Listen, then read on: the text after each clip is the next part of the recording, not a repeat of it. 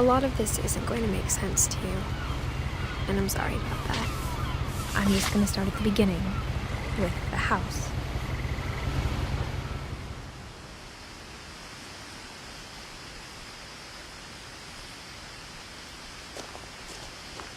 My brother Milton disappeared when I was 4.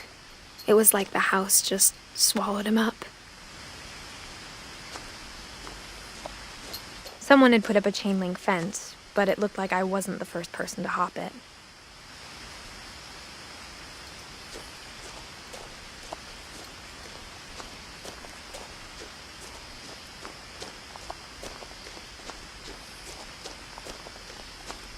I lived here until I was 11, but I wasn't allowed inside half the rooms.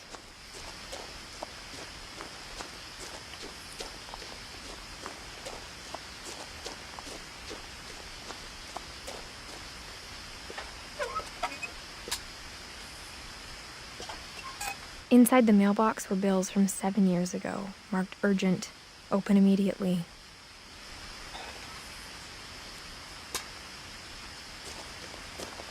I hadn't been back since my brother Lewis's funeral.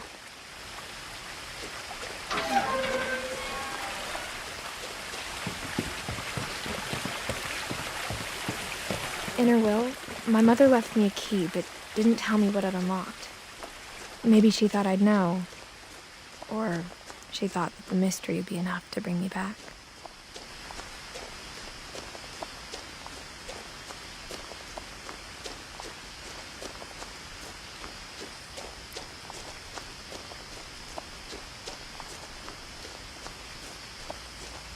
No one had driven this way in a long time, but I saw a few hoof prints.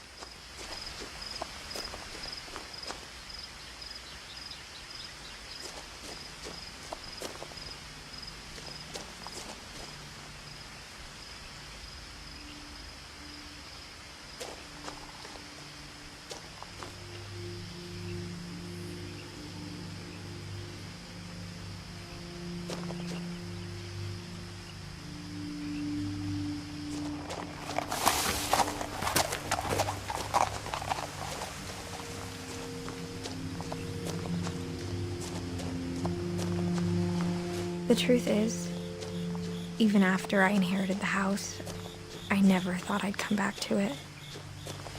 But now I had questions about my family that only the house knew the answers to.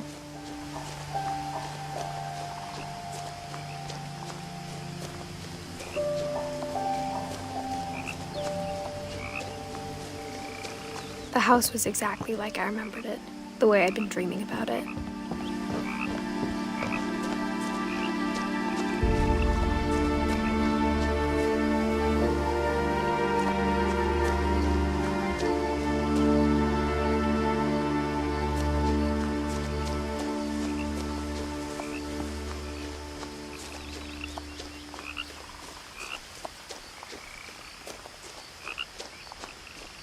As a child, the house made me uncomfortable in a way I couldn't put into words.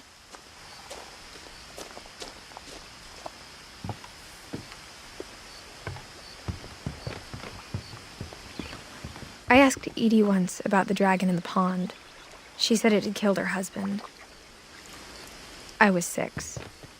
It seemed like an odd joke to me, even then. Now, as a 17-year-old, I knew exactly what those words were. I was afraid of the house. I hoped the key might unlock the front door. It didn't.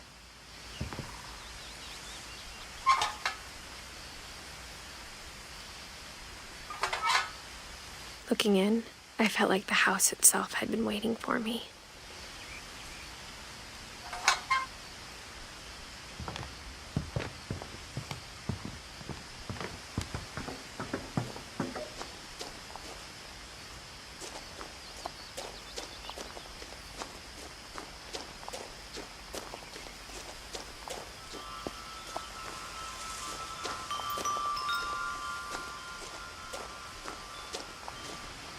The house felt like it had always been here.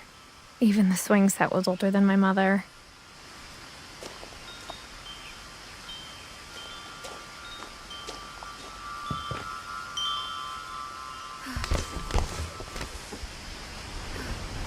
Crawling through the doggy door used to be a lot easier when I was 11.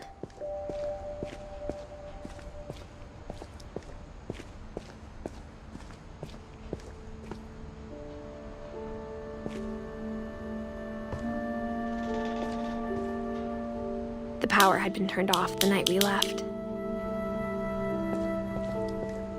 For the first time in years,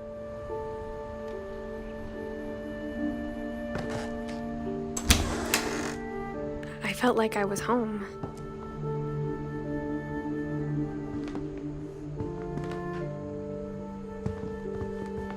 But instead of a family, there were just memories of one. Like how after Louis started working at the cannery, we all got sick of eating salmon, except our cat, Molly.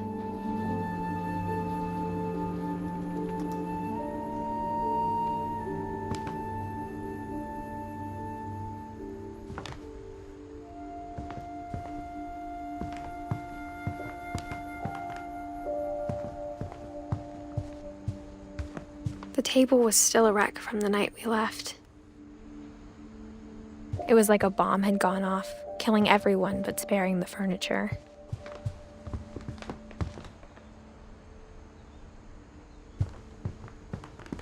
My mom was the only one of us who could imagine Great-Grandma Edie living in a nursing home.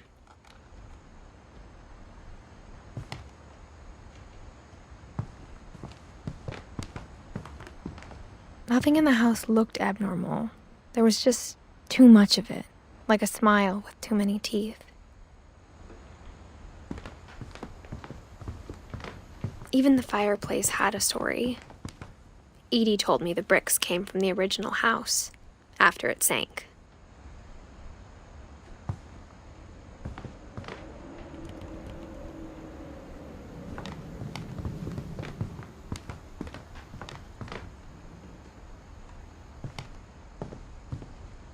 Mom always told me to stay out of the basement, so I wasn't too surprised when the key didn't fit.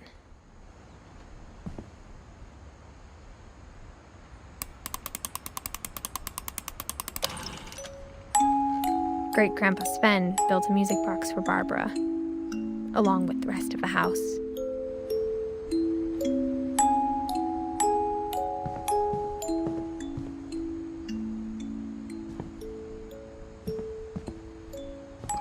A lot of things got left behind in the whirlwind of that last night.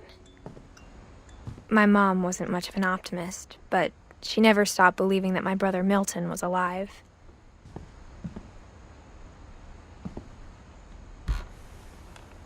Edie told me once that every Finch who ever lived is buried somewhere in the library.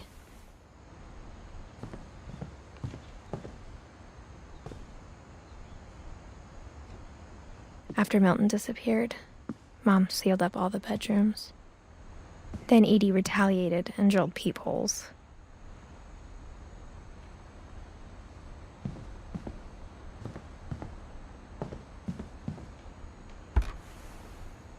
Molly always seemed like a girl I could imagine being friends with, if she hadn't died in 1947.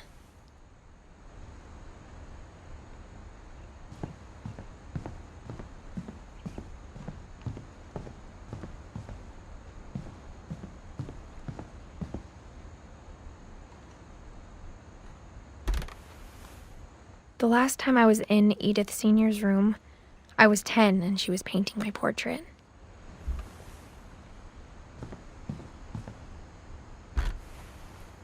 My Grandpa Sam spent 7 years sharing a room with his dead brother, Calvin. As a kid, I just assumed every house had peepholes and sealed rooms you weren't allowed inside of.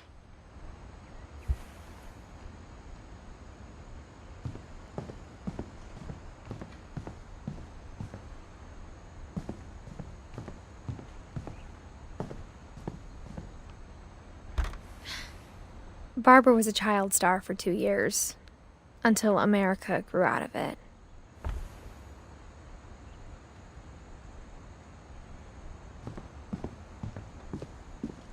Mom must have locked the third-floor stairs on the night we left.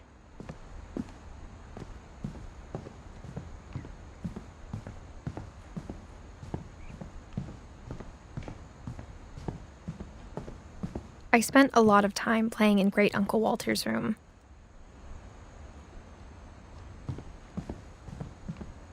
Lewis told me there were secret passages, but I never believed him.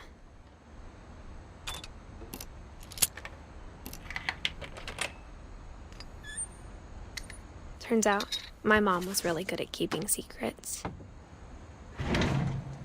Now it was time to find out what my mom had been afraid of. From the paintings on the wall, it was clear my brother Milton had been here before me. Reading this, maybe it sounds like I had a plan.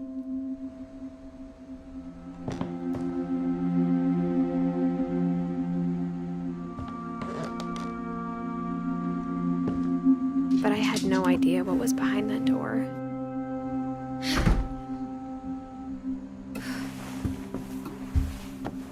Just like I had no idea where all this was gonna lead.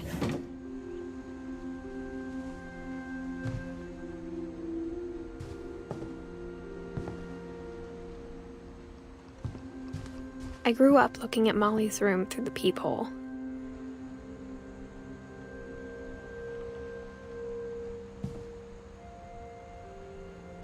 Molly's gerbil had a tiny bedroom with its own even tinier gerbil cage.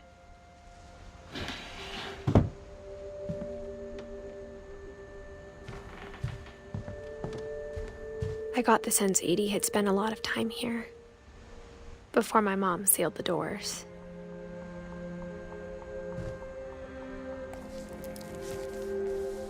December 13th, 1947.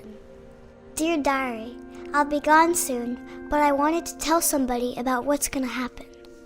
It started when Mom sent me to bed without dinner. I woke up and I was starving, so I looked around for something to eat. The gerbil food was dry, but I didn't mind it.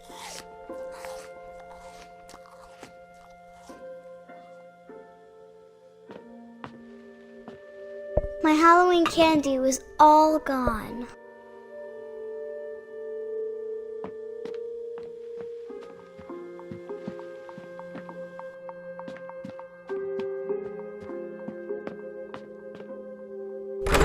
Mom, can I come out now? Sweetheart, it's late. Go to sleep.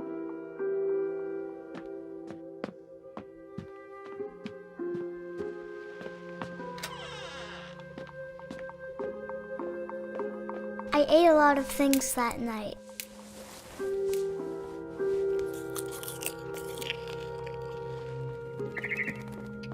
I kept eating and eating.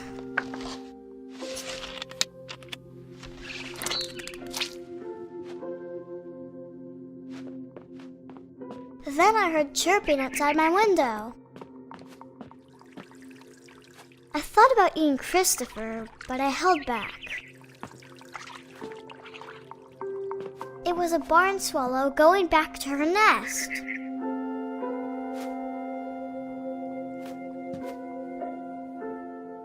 I reached out for her.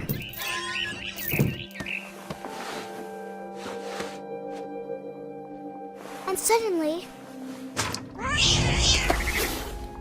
I was a cat.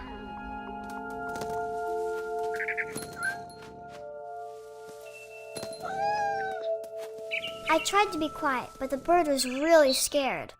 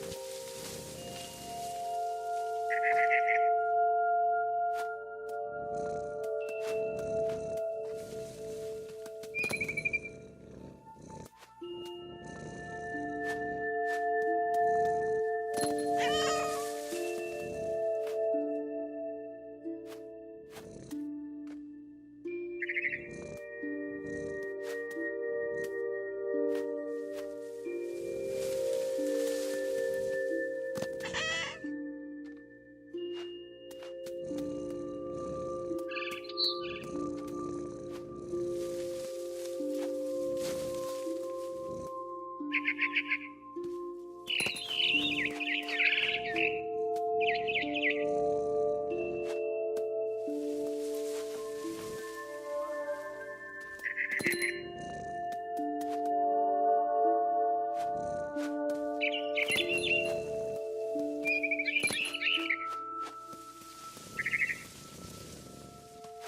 jumped and I almost got her.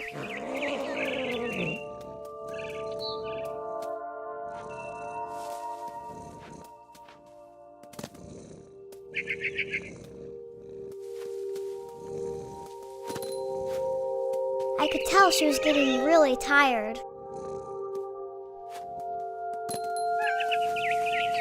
Now I was up in the big tree.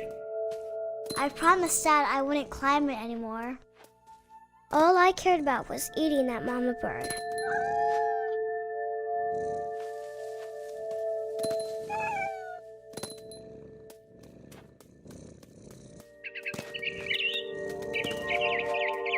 I gobbled her up. And suddenly, I was an owl. First, all I heard was the wind. Then I heard little teeth nibbling in the grass.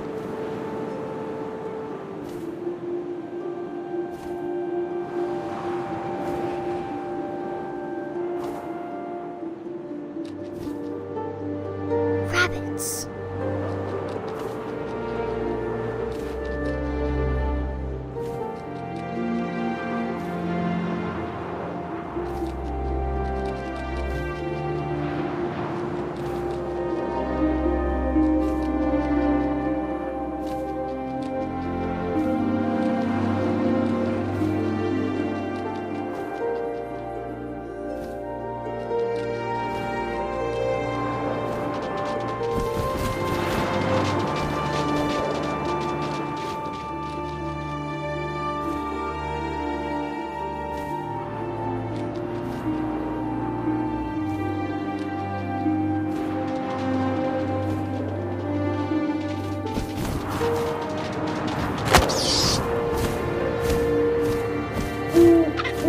Imagined his face looking up and seeing mine through my talons. I swallowed him up, and I didn't chew one bit. Then I flew off to find something bigger.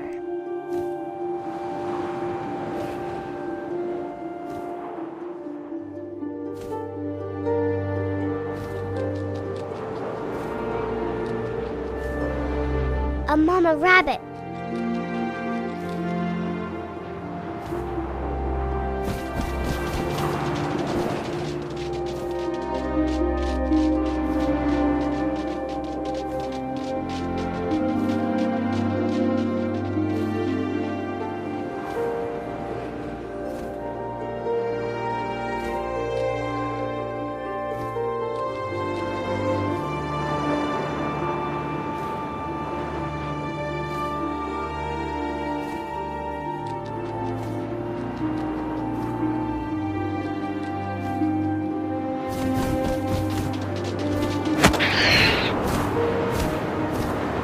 She was almost too big to carry.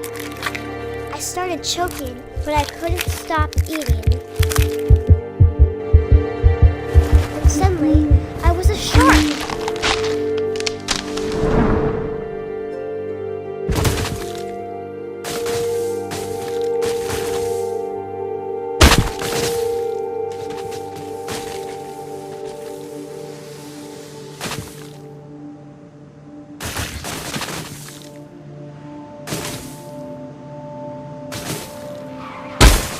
I rolled off a cliff and into the ocean. Now, I was hungrier than ever.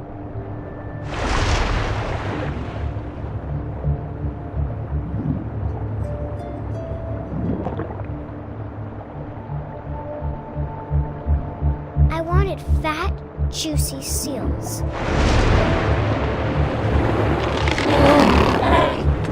I tore off her flipper, and it tasted really good.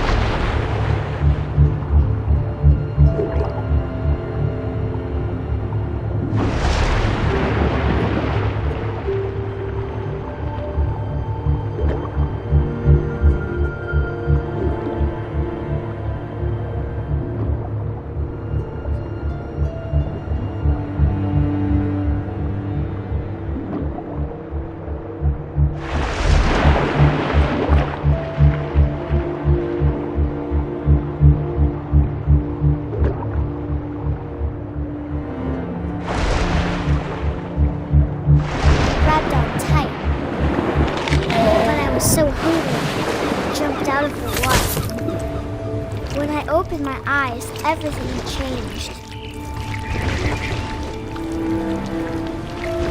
Now I was a monster, and I smelled people everywhere.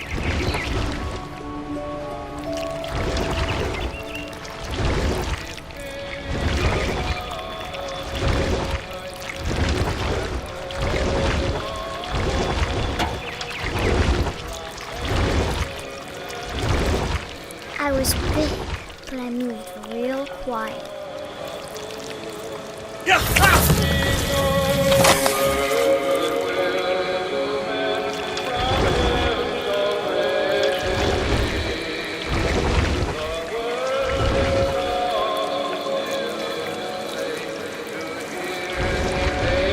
I wanted to stop, but also I didn't.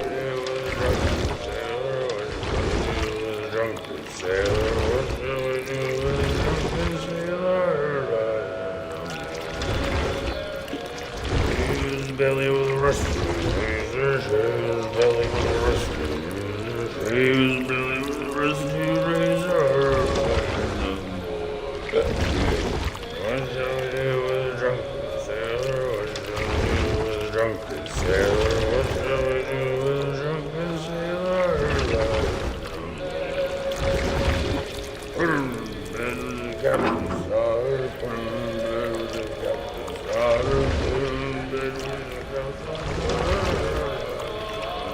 After the last passenger, I was still hungry. And across the water, I smelled something new. Something I had to have, so I swam towards it.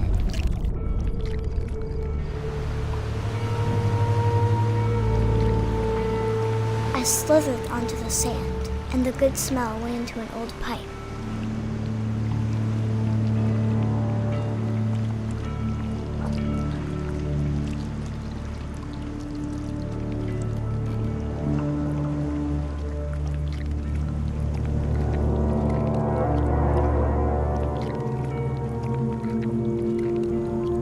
I got closer and closer.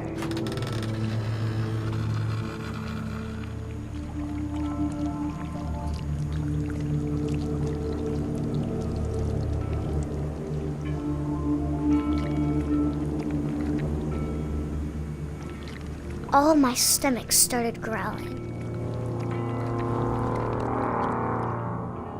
And suddenly, I was me again. I held my breath for a long time, but I couldn't hear anything.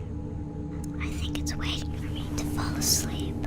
But it's not going to wait much longer. It needs to feed, and we both know I will be delicious.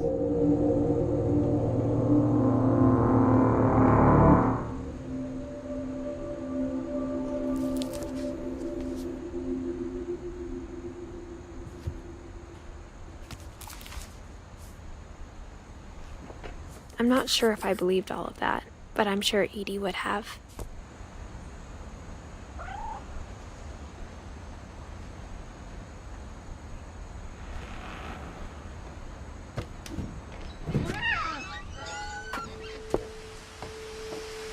This would be obvious later, but my mom never told me any of these stories. Edie would have, but Mom didn't like bringing up the past. Though, when we adopted a stray kitten, she was the one who named it Molly. I spent a lot of time in Great-Grandma Edie's room.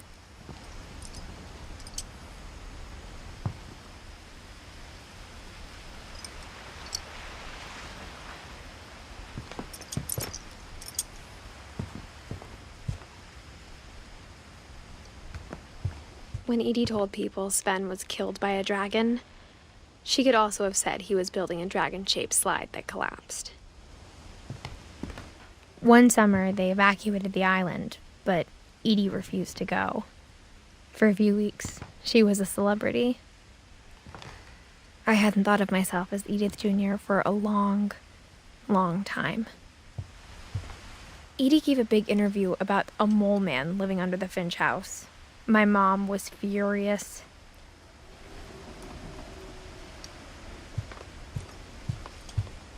Her room was like a museum.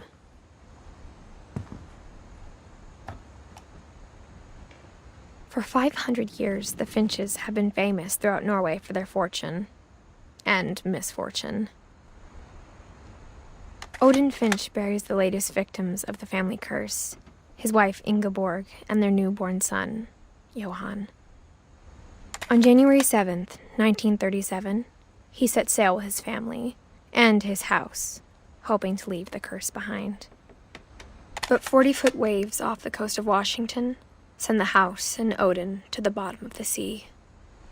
Odin's daughter Edith, with husband Sven and baby Molly, step ashore on their new home, Orcas Island.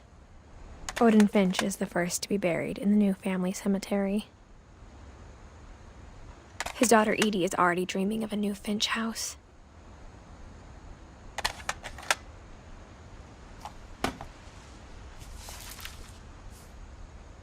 Whatever's wrong with this family, it goes back a long ways.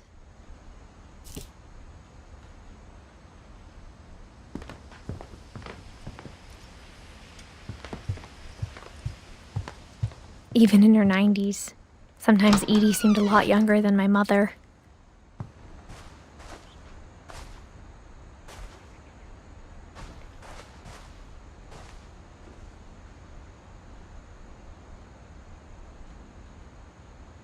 The only trace Grandpa Sam's first wife, Kay, left on the house was the pink bathroom.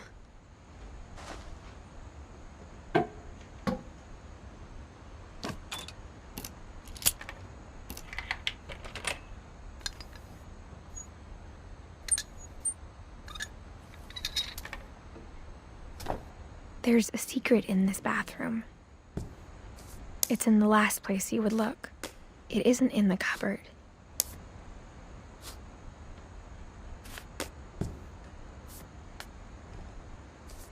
It's hidden in this book.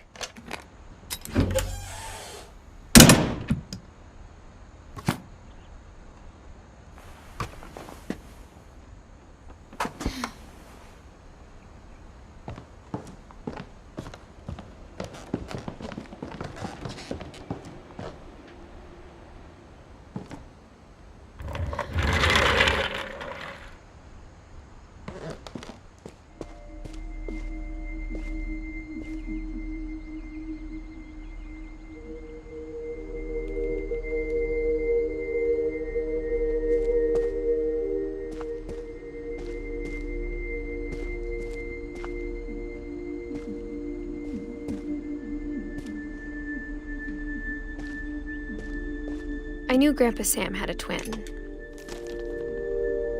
and that he never talked about him.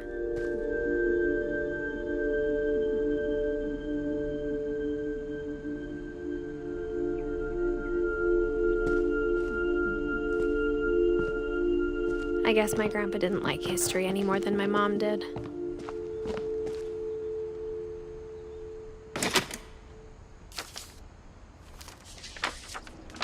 How I Want to Remember My Brother by Sam Finch. The thing I remember is that when he made up his mind, that was it. My brother said he'd die before he ate another mushroom, and he did. At Barbara's funeral, we swore we'd never be afraid again, and he wasn't. I think Calvin always wanted to fly.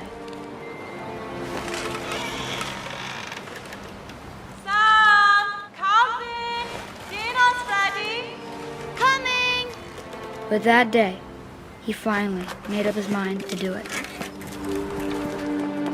I told him going around was impossible.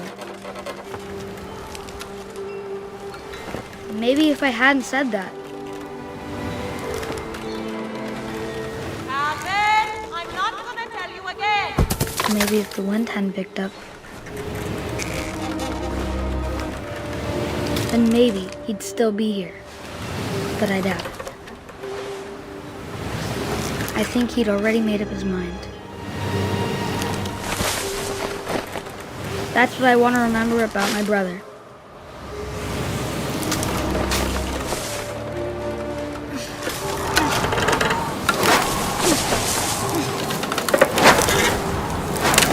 The day he made up his mind to fly.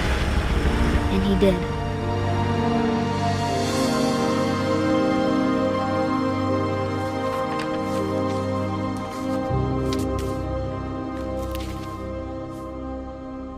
Calvin's story felt strangely familiar. When I was younger, I remember trying to do the exact same thing. After the funeral, Edie roped off Calvin's half of the room. Mom said Grandpa Sam enlisted at 18 and never set foot in the room again.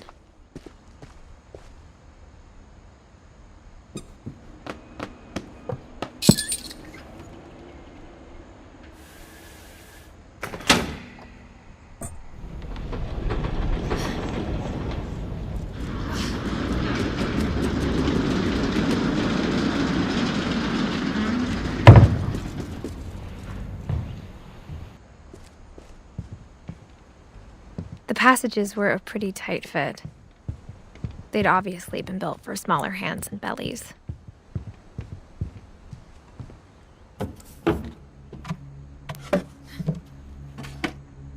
Growing up, I always thought of Barbara as a child star.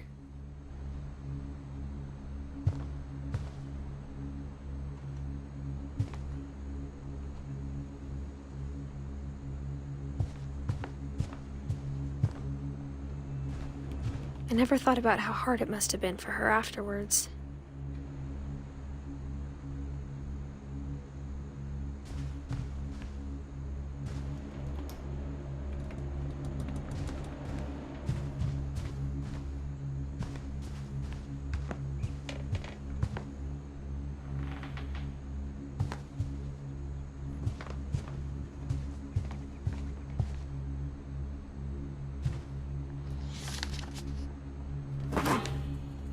Of all the stories people wrote about Barbara's death, I'm surprised Edie saved this one.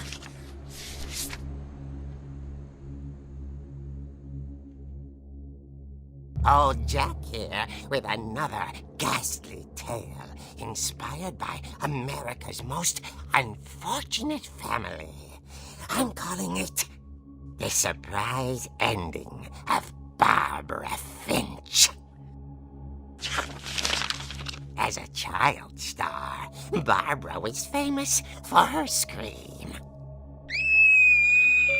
Now at 16, she was all washed up, a has-been. But in a lucky break, she'd been asked to perform her signature scream at a local convention for monster movie fans. It was just the boost her career needed. Unfortunately, her scream hadn't aged well.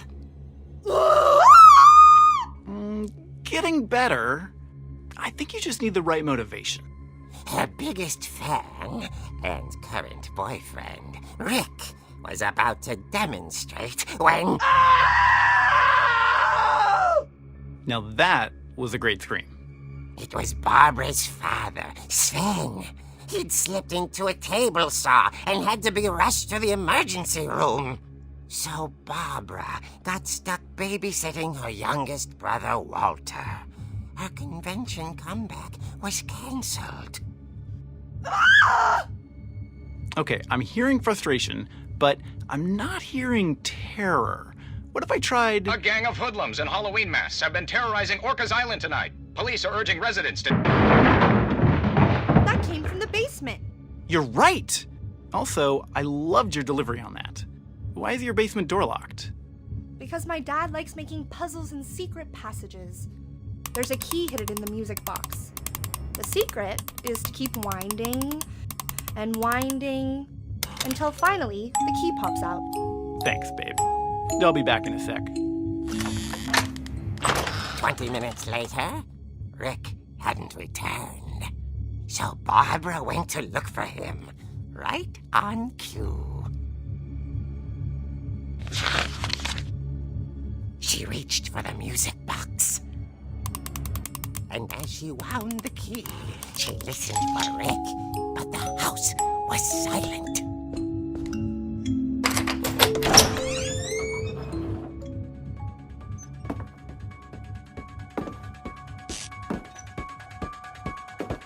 She found Rick's crutch and imagined the worst.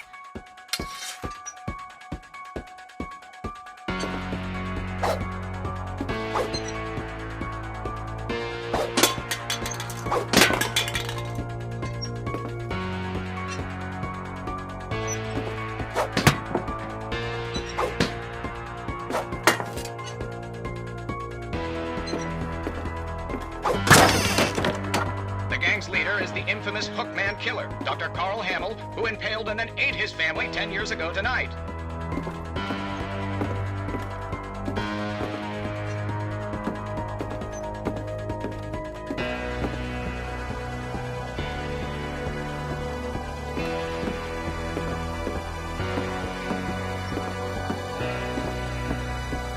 The old fridge rattled and grew still.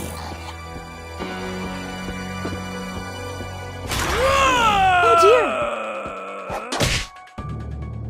Oh! Rick? Barb, relax. I was just trying to scare you to help you find your scream. Well, I'm not scared, Rick. I'm furious. Then act furious. All I'm getting from you now is that you're hurt and confused and She threw him out, but she kept a little something to remember him by. Barb, have you seen my other crutch?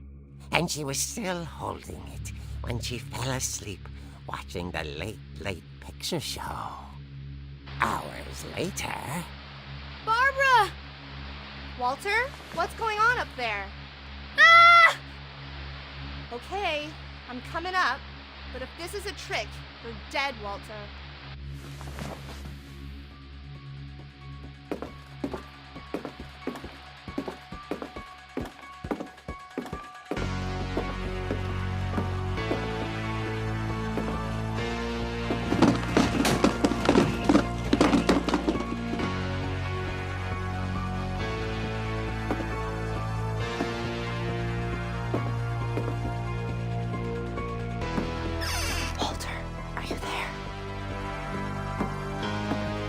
Walter had vanished, but his bedside radio was still on.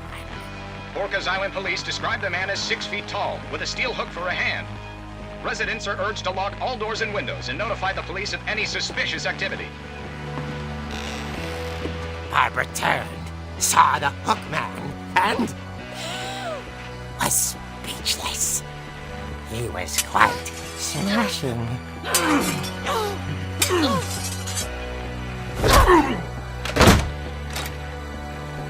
And there he was. He couldn't get enough of Barbara.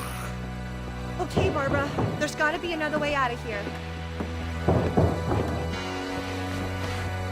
That night, she played her part beautifully.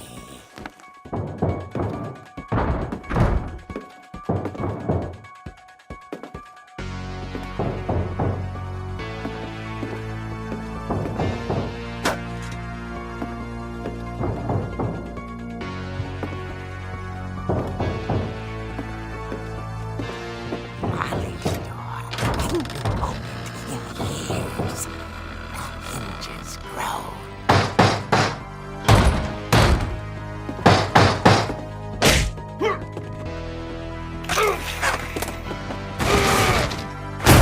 He wasn't moving, but she sensed the story might not be over yet.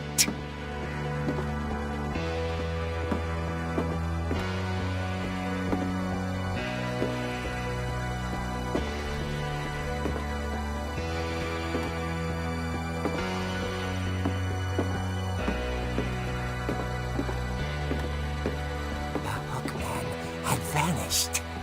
She listened for his breathing, but all she heard was...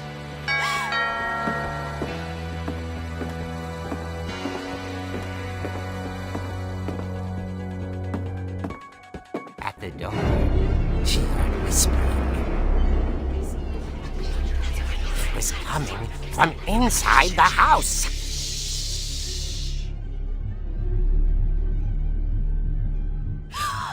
Oh dear. The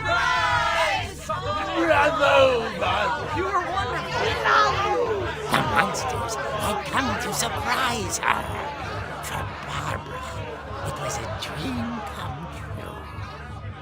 Then she saw what kind of monsters they were, and she realized what was about to happen.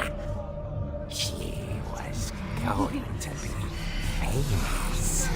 And with her final breath, Barbara Finch gave the performance of her life.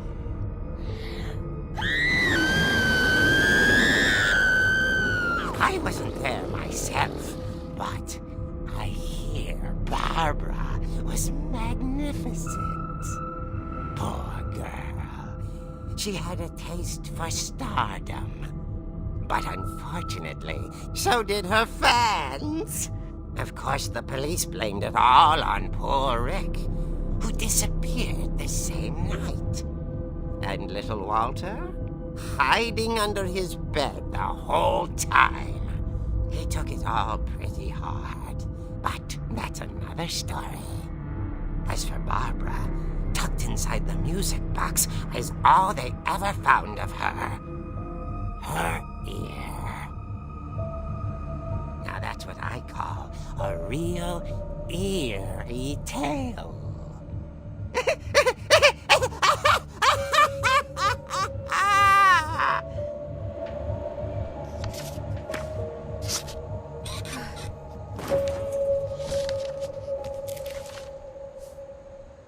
Edie told me all Barbara wanted was to be remembered, as absurd as that comic was. Maybe what Edie saw was a happy ending.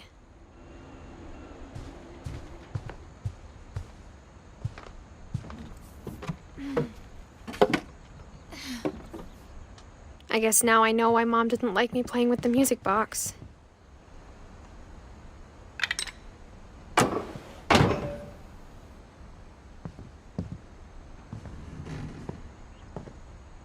Whenever people ask me about my family, the first thing they always want to know about is Barbara.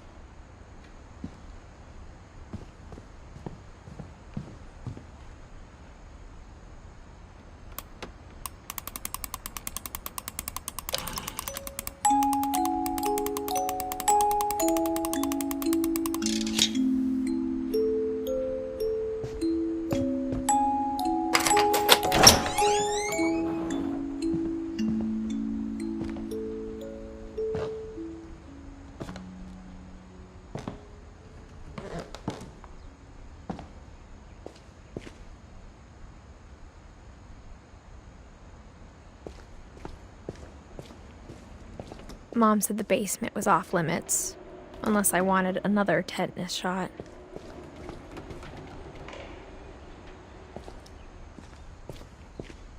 I saw Edie sneak down to the basement once, carrying packages.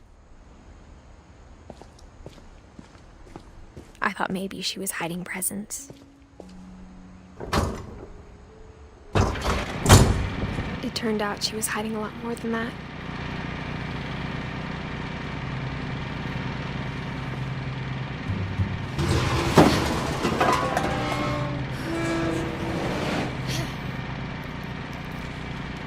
I remember asking Mom once about where Walter had gone. She said after Barbara died, he got as far away as he could.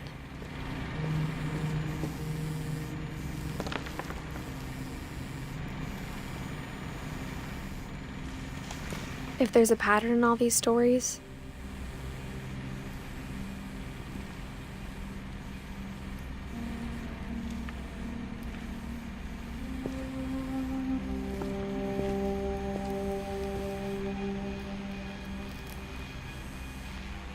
I think it's that none of us has gotten very far.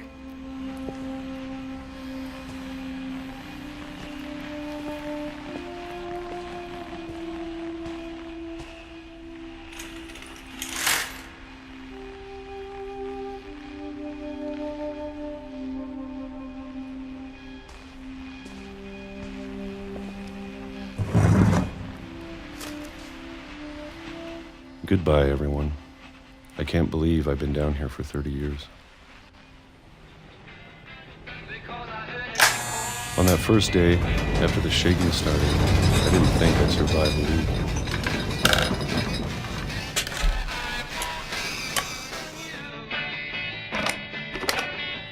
But after a few days, I settled into a routine.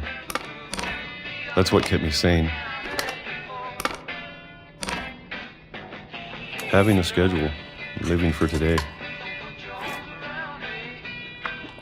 I always expected to be dead tomorrow.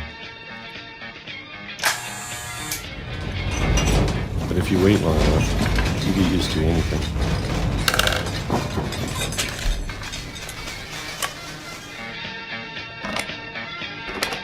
Even a monster on the other side of the door starts to feel normal.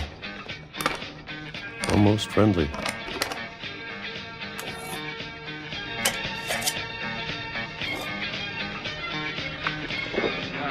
And then one day, everything just stopped. Whatever that thing was, it was gone. Maybe it got tired of waiting. Or maybe I just got tired of being afraid.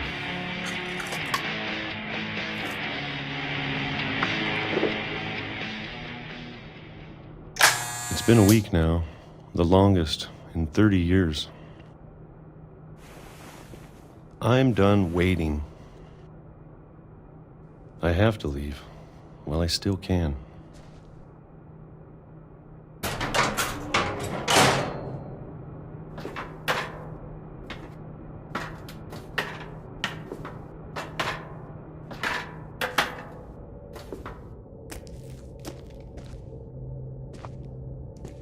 I know it's out there somewhere. Whatever killed Barbara and Molly and Calvin.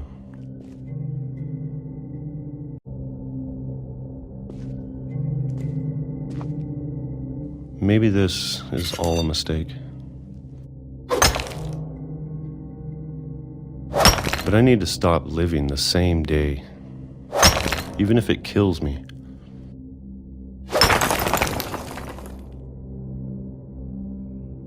Whatever's out there, I want you to know I'm ready for it.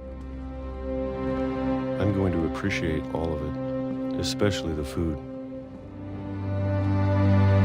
I don't mind if I only have a year left, or a month, or a single week. I'd be happy with 1 year down. I can already imagine the sun on my face.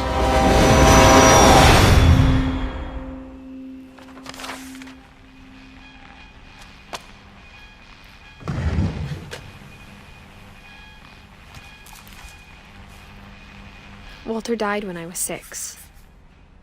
I can't believe my mom never told me he was down here.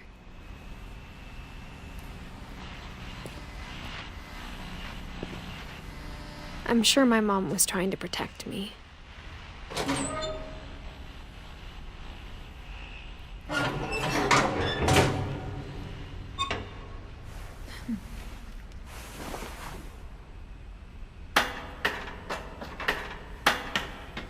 Maybe she was afraid I'd end up like Walter.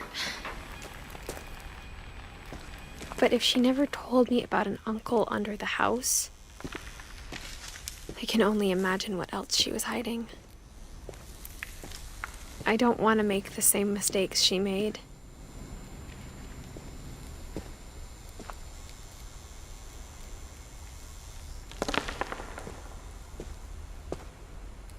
Trying to bury something that's still alive.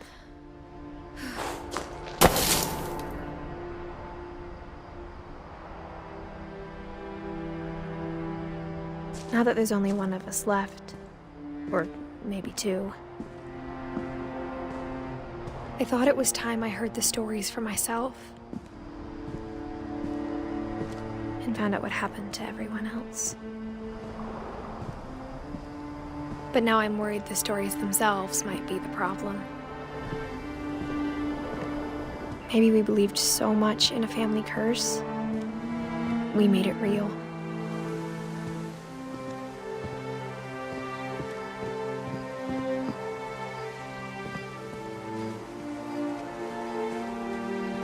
I don't know if I should even be writing this.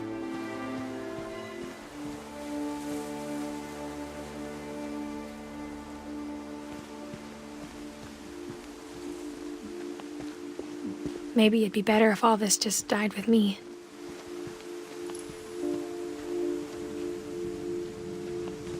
But I thought you should know about your family.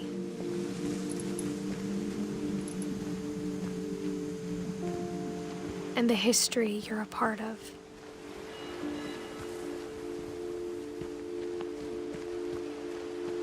Though to be honest, I feel as lost as you probably do right now.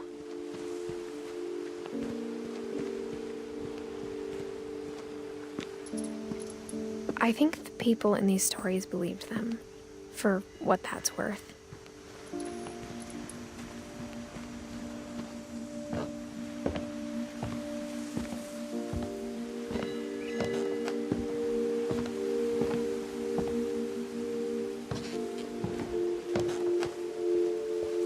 And when you look at the house, that history of imagination and stubbornness and madness, any of it seems possible.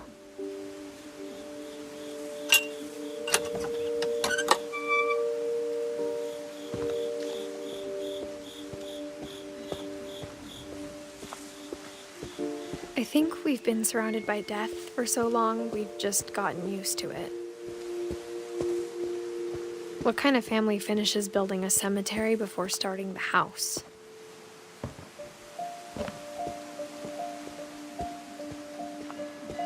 It's embarrassing for me to admit this, but the pet cemetery made me more uncomfortable than the human one.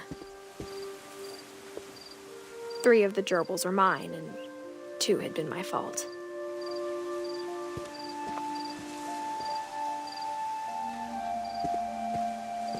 Sven built the house, but it was Edith who designed the cemetery.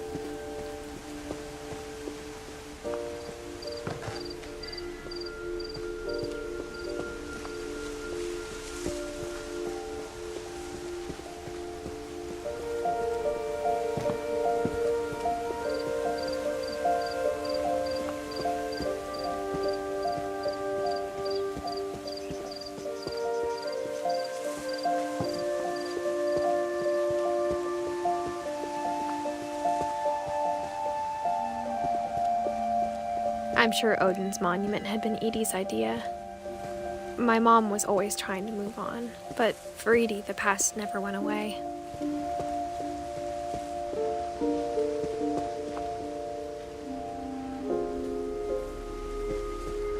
She could see it poking out of the water at low tide.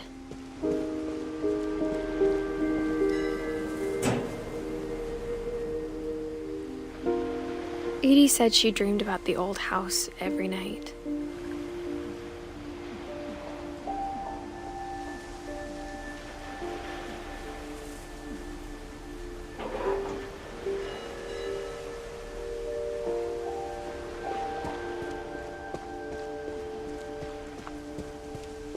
Edie's side was always easier for me to understand. But the older I get, the more I can see where my mom was coming from. Her dad had been pretty strict, but it wasn't enough to save her brothers. She was just trying to do better.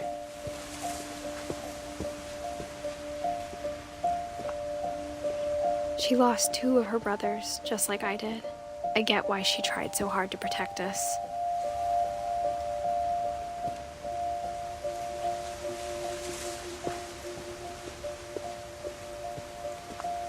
There's so many things I wish I could ask my mom now. Part of me thinks this is what she wanted all along. For me to come back someday and find everything out for myself.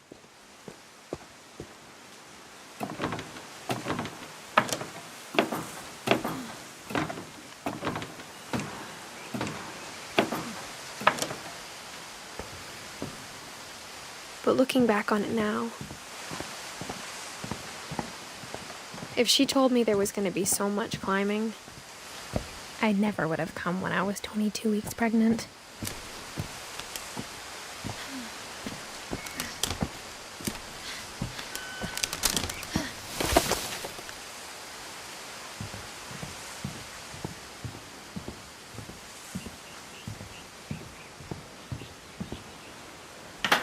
I never met Grandpa Sam, but I think he and my mom had a lot in common.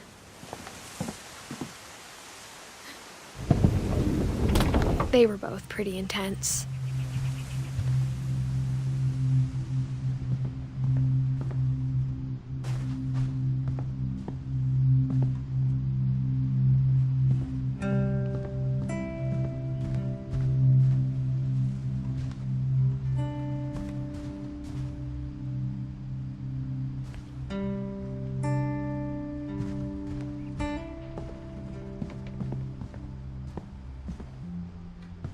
Instead of hiding from death, Sam seemed to go out of his way to meet it.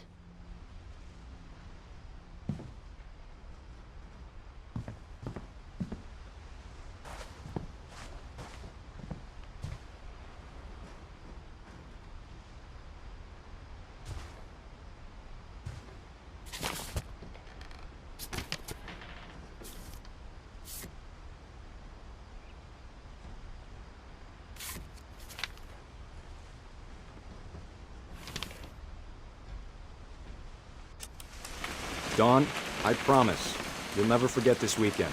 Yes, sir. These memories are gonna last a life. Perfect. It's gonna rain the whole weekend, isn't it? I will never forget this weekend, Dad.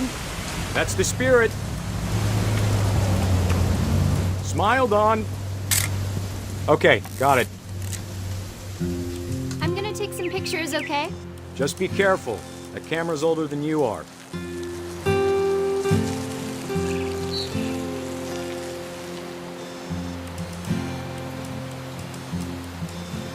Definitely should not have drunk all that coffee.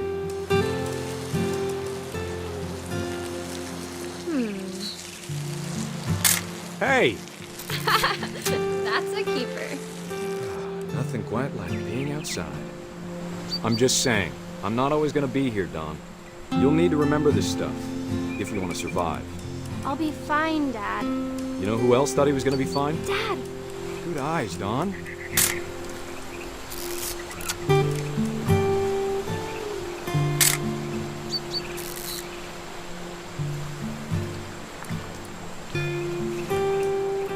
Before you take the shot, let me get a picture of you.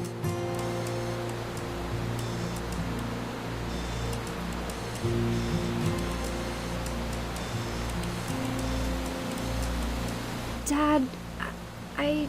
Just breathe. Let me get behind you. Do I have to do this? Dawn, you don't have to do anything. But if you want to survive, you'll need to be strong. Great shot, Dawn!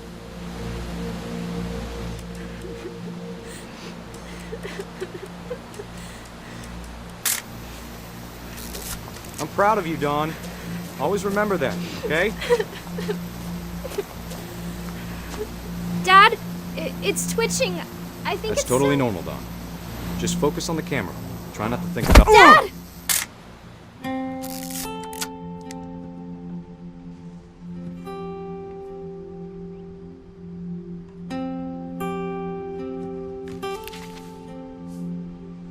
Of all these stories, that's the one I wish most that my mom had told me.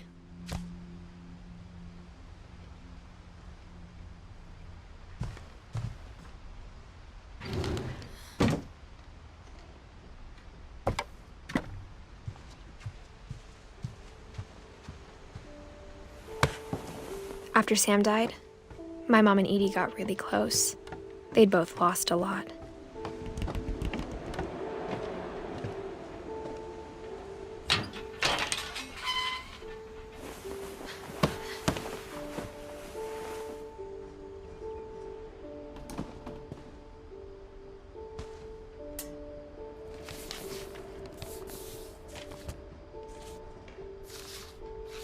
Dear Kay, do you remember the way Gregory used to laugh when he thought he was alone? Like something funny was happening, but only he could see it.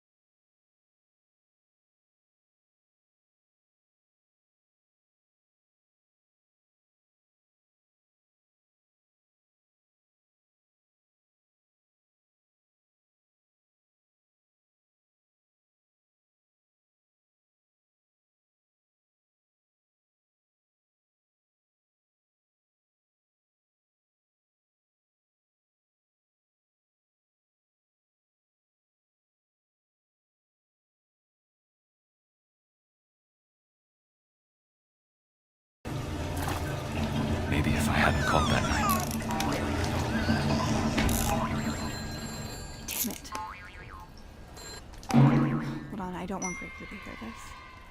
I wish she could have.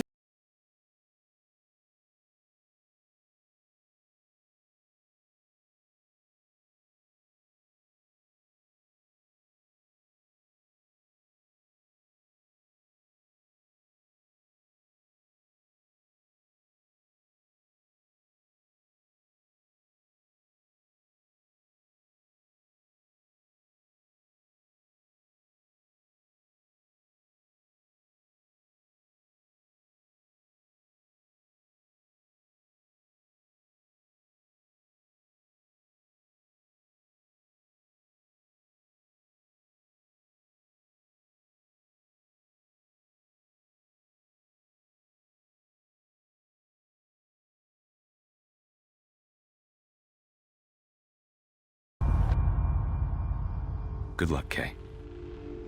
Love, Sam.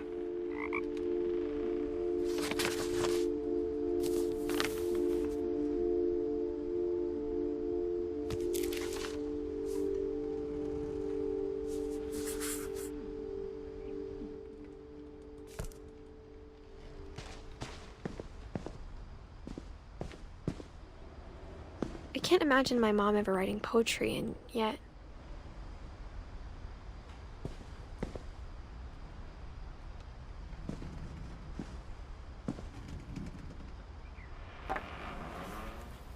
A poem for Gus, who always said the wedding was a bad idea. Our father never hit us kids, at least not very hard, before the day my brother said with teenage disregard that he'd be dead before he'd see a wedding in our yard.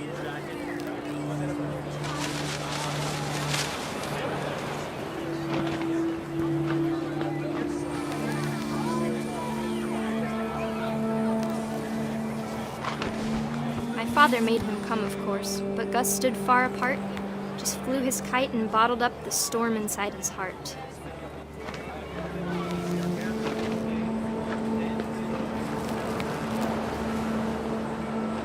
I tried to talk him out of it, but though he'd never met her, "We don't need a stepmom," were the words that I now pronounce you husband and wife. You may kiss the bride.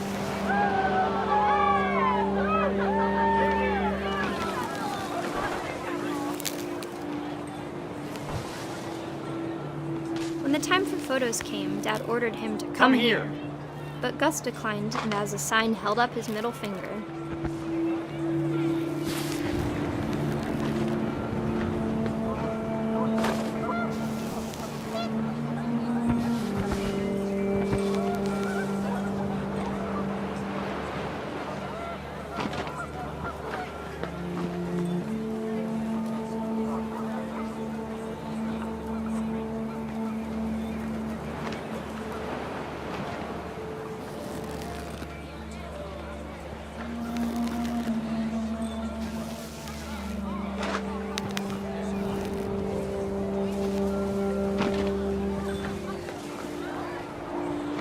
The wind picked up, and panicked geese appeared and quickly went.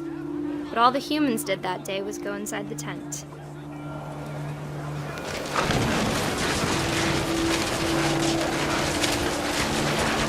The rain came down in buckets then, but no one seemed afraid that nature might destroy the tent our dad had crudely made.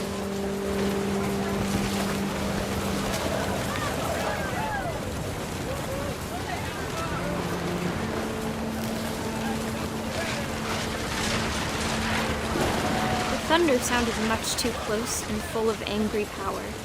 But all my father said to this was, "Make the music louder."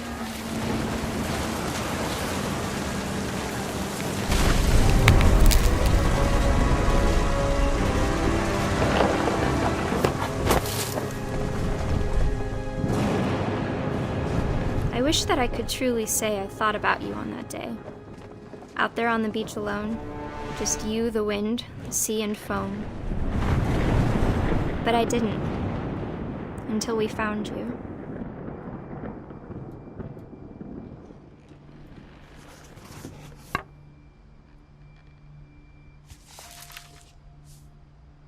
She never talked about him, but Mom told me once if I was a boy, they were going to name me Gus.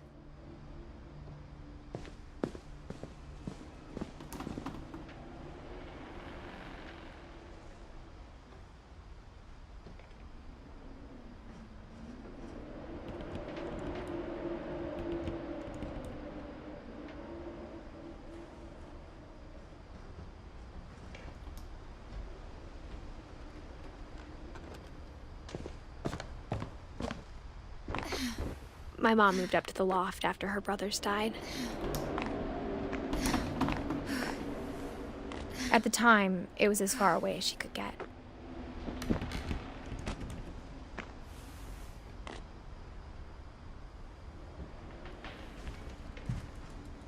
Religion was another thing my mom never talked about, but I think it helped her a lot after her dad died. She spent a summer building houses in Calcutta, where she met my dad, Sanjay.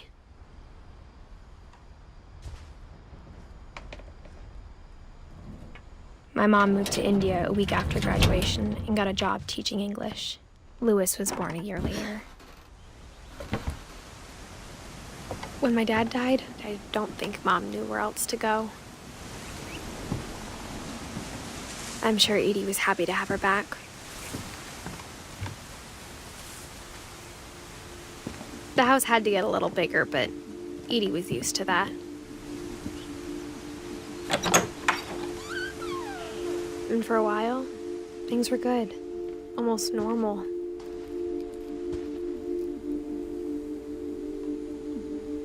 But it didn't last.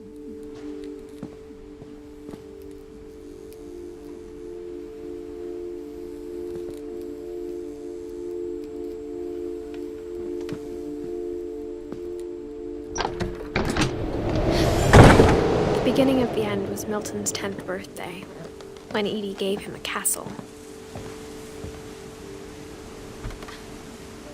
After Milton disappeared, the only thing he left behind was a room full of paintings.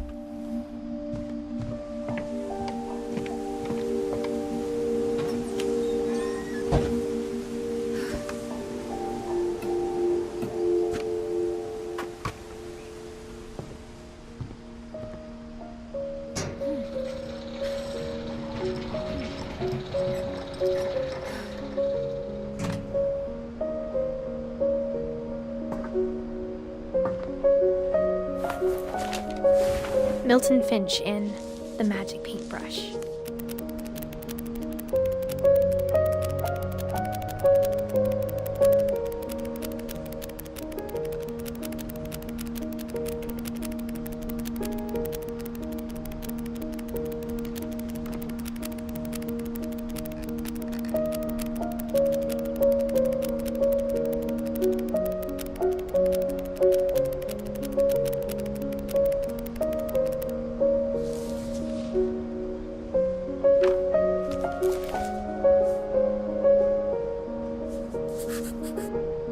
I was 4 when Milton disappeared.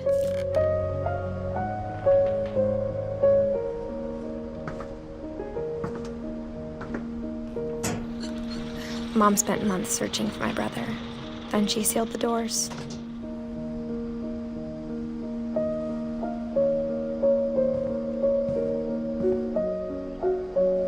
Whatever Milton had found in the house, Mom didn't want it getting out.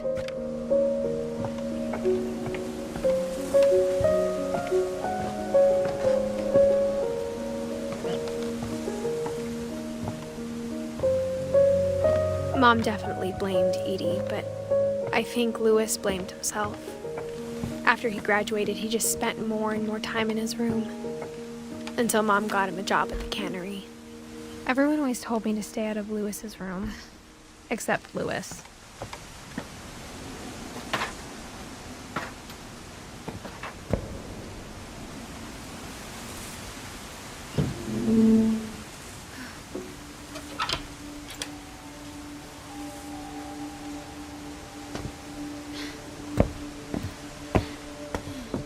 Louis's room smelled very, very familiar.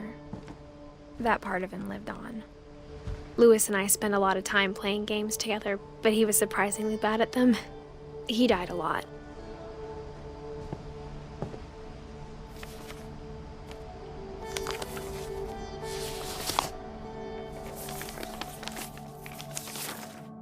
Dear Mrs. Finch, as Louis's psychiatrist, I can understand your desire for an explanation. As I see it, the trouble began in January, shortly after we convinced your son to seek treatment for substance abuse.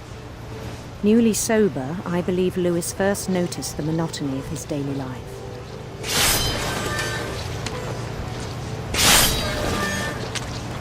He kept working at the cannery, but he withdrew part of himself. In our sessions, I saw the same behavior. His mind began to wander. I asked him to describe it. He said he started small, imagining a labyrinth.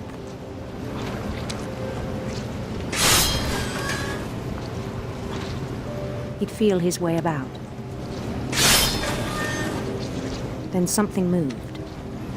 Bats. And toads. And things that have not names. He knew it was all in his head.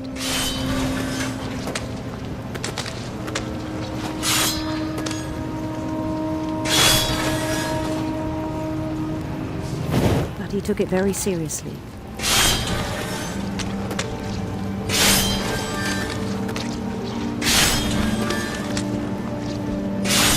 I had hoped he'd find himself.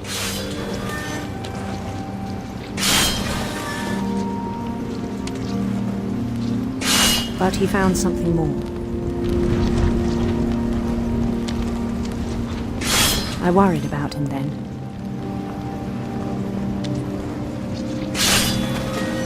Daydreaming at the cannery. I spoke with his boss. but he said Lewis had become a model employee. Methodical, tireless, focused.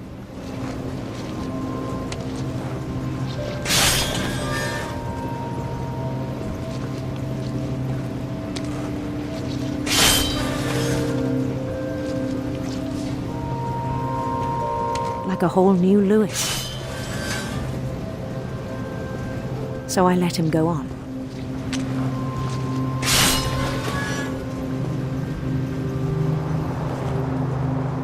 I even encouraged him.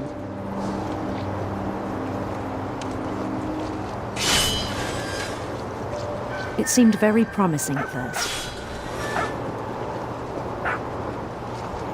He told me he'd made a new friend.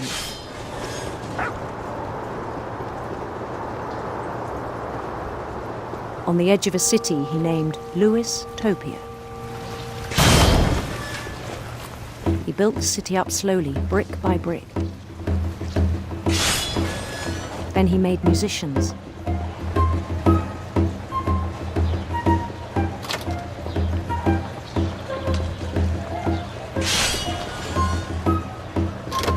And songs for them to play.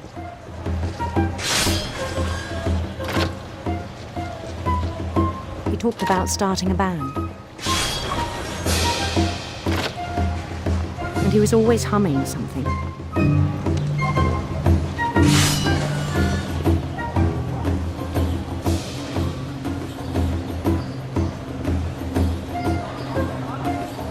Every day his imagination grew stronger.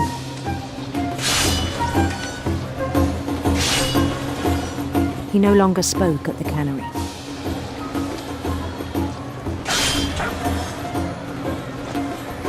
But his chopping was as reliable as ever. Then one day it struck him that all the cheering crowds, even the stones under his feet, were all in his imagination, so he could do whatever he wished.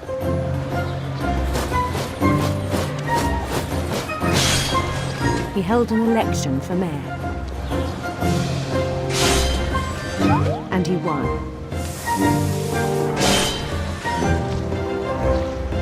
They begged him to stay, but his mind was already wandering. It became a game for him.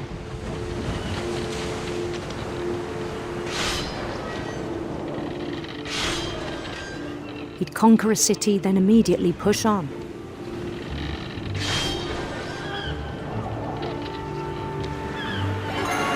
New Louisville. St. Louis. He started drifting away from our reality.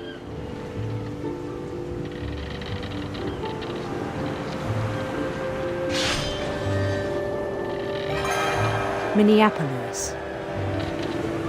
Until one day he forgot to go home from the cannery.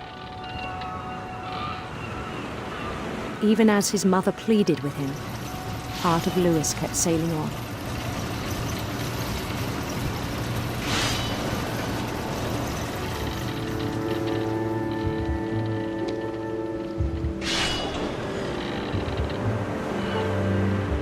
In Lewisburg, he heard rumors of a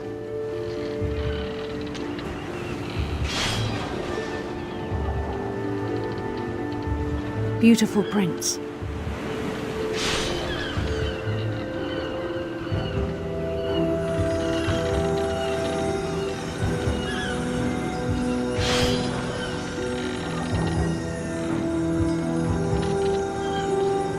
The prince was on his own quest for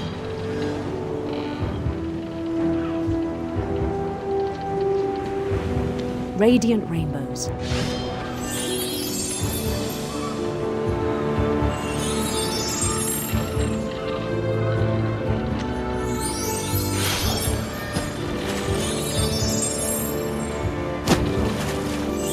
He followed the sound of his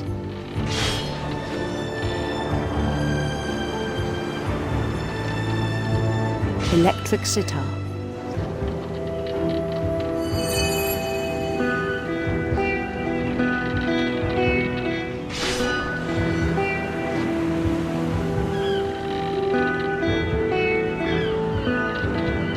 His chase led him to a golden palace east of the sun and west of the moon.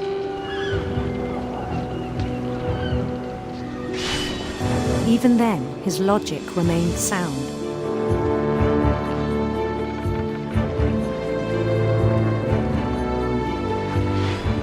He knew the world was all in his imagination.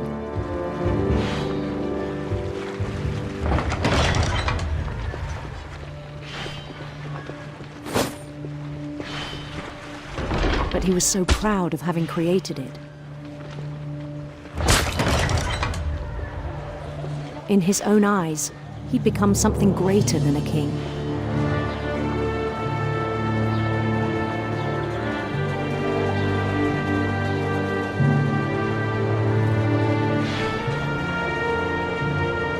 For someone who'd never known success in the real world, I think it was overwhelming. And then it struck him that the real Lewis was not the one chopping salmon, but the one climbing the steps of a golden palace.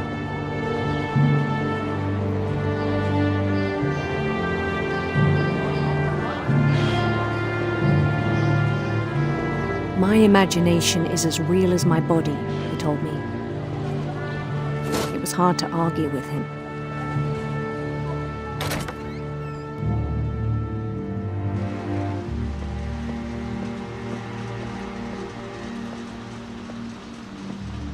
He began to forget the world we know.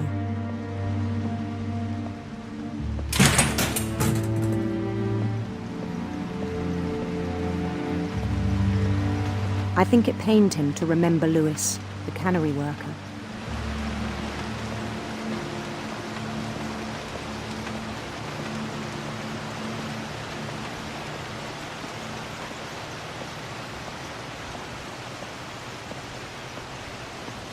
He began to despise the man with a royal contempt.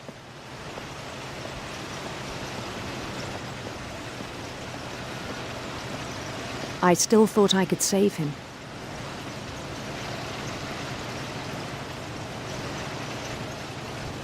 Even after he said he was being crowned king over all the lands of wonder.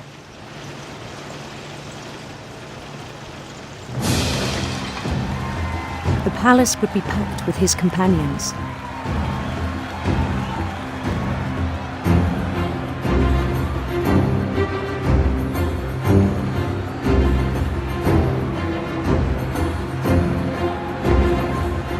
Including the wise Calico who'd insisted on advising him.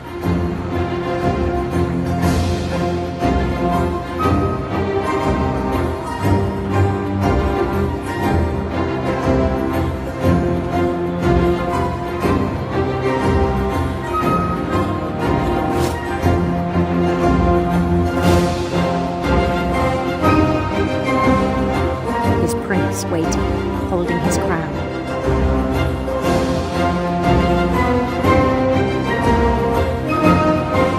There was only one thing left to do.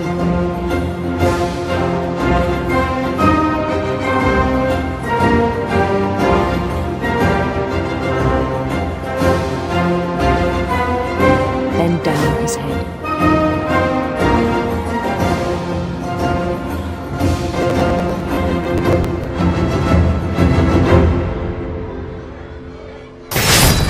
And the rest I think you know.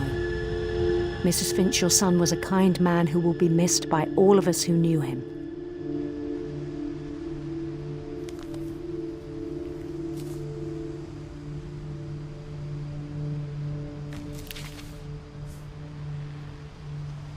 My brother was really cool. I wish you could have met him.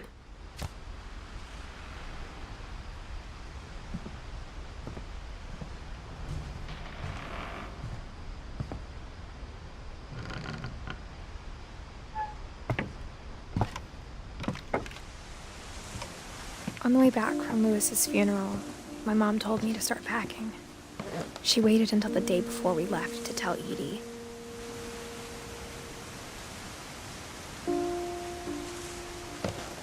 I'm not sure if she wanted to make it easier or harder.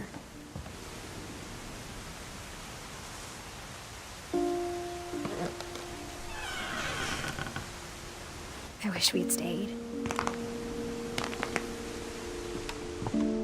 I understand why we left.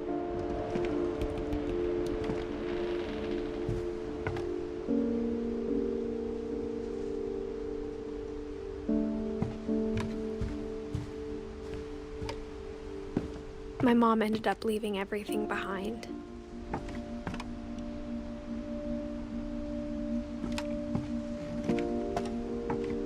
What happened that night had been coming for a long time. Maybe it should have come sooner.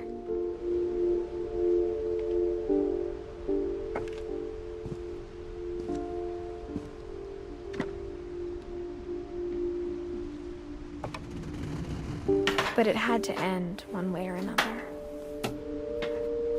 All that's left now is to tell you about that last night.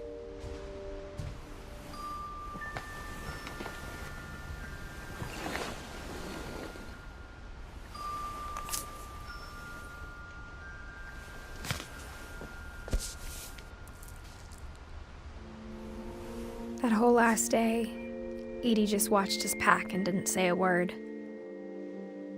Until supper, when she raised her glass and said, "To our final night together, and all our final nights apart." Grandma, you know what I said about alcohol. Some of your medications are very Edith, specific. I left a present for you in the hallway. Why don't you go open it? The grown-ups have to argue now. I'm sorry, you're right. We're all leaving tomorrow. Let's just enjoy our last... I'm not leaving. Edith, you're excused.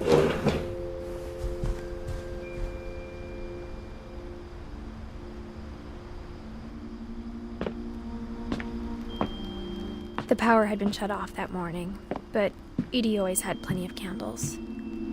When my mom sealed the library, I don't think she knew about the other entrance. Or that Edie had a key to it.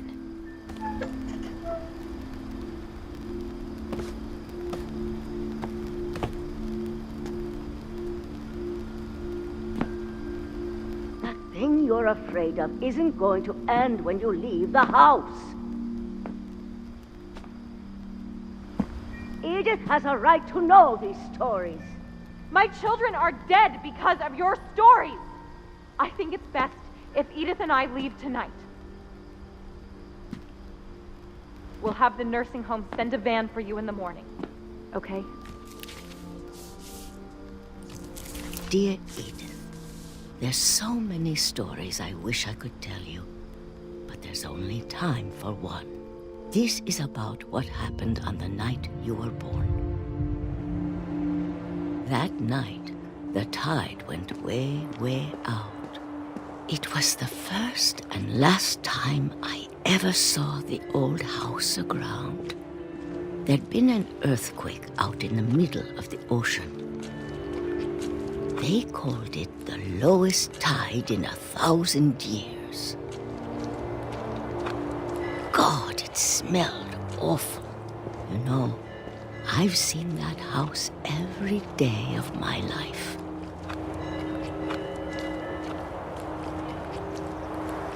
But I never thought I'd go back to it. When the fog rolled in, I lost my way.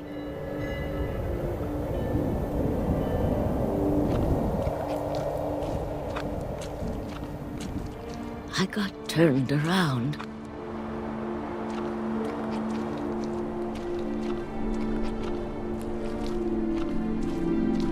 I started seeing things.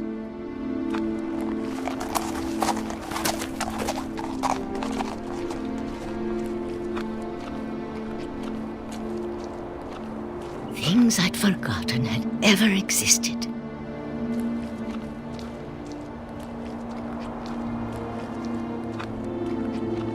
But when I saw them, they felt like old friends.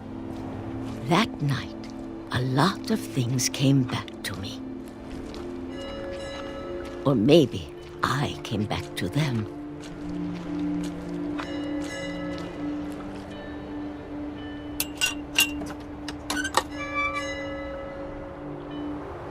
Things I can't explain, but that I need you to try and... Edith, what are you doing in here? It's mine. Edith! Mom, you're gonna rip it! Let go! I kicked and screamed, but Mom dragged me to the car. I never saw Great-Grandma Edie again. The next morning, the van came to pick her up, but she was already gone. After that, we moved around a lot.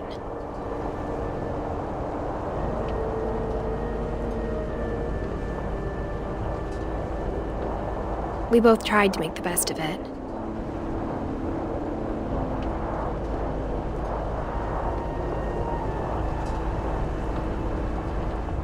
A few years went by.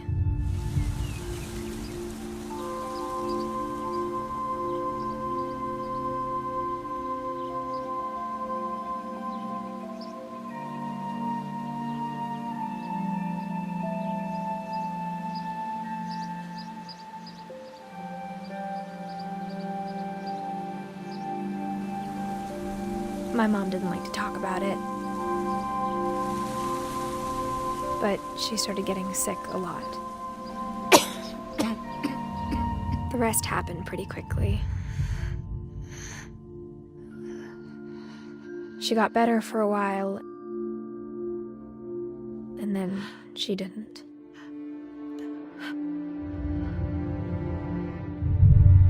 And then I was alone.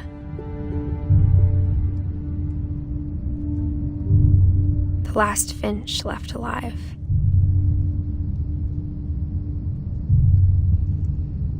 Until I found out about you. I'm still not sure what to tell you about all this. If we lived forever, maybe we'd have time to understand things.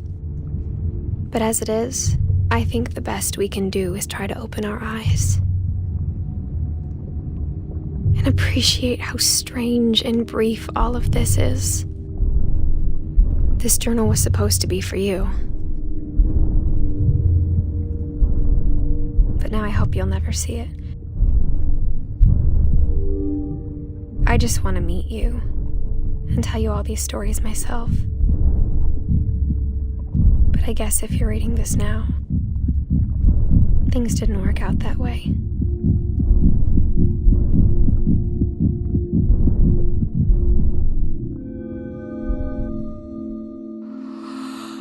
This is where your story begins. I'm sorry I won't be there to see it. It's a lot to ask, but I don't want you to be sad that I'm gone. I want you to be amazed that any of us ever had a chance to be here at all. Good luck.